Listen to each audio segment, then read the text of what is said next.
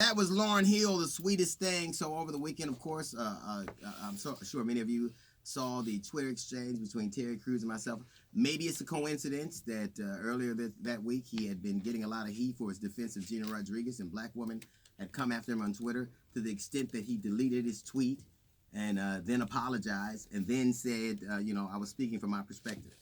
And then 12 hours after that, he brings up the article of an interview I did a year ago.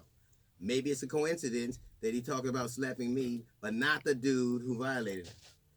Terry apologized for speaking from his experience. I do not. I spoke from mine. Even in the Vlad interview, I never said what he should have done. I said what I would have done. Because in my experience, the way I grew up, if you let people violate you, they kept doing it. I'm not victim shaming. You call it toxic masculinity. I'll call it survival.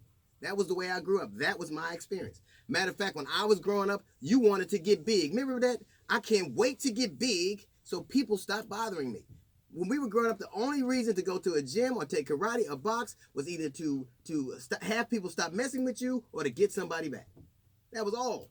You wanted people off you. Look at Muhammad Ali. You can look at any athlete. They went and got physically stronger because they were tired of being victims. And so that was a perspective I was speaking from. I'm saying to you, I would have done it, not you. I wouldn't let somebody I paid touch me, but let alone let anybody touch me in front of my wife. Let alone somebody who I was paying. You're not gonna fondle me and give me an invoice. That's just not gonna happen.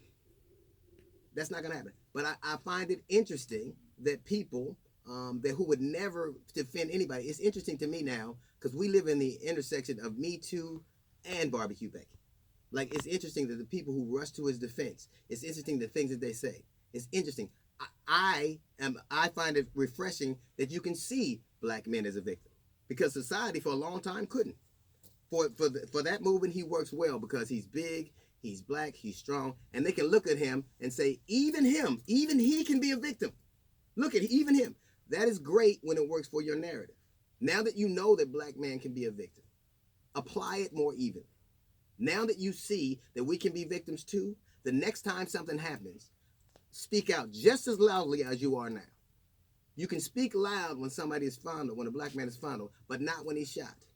Interestingly enough, all these people who are saying all these platitudes and saying all the supportive things, would they say the same if he was parked in front of the house? Would they say the same if the police pulled him over and brutalized him? Would they say the same then? America has a habit.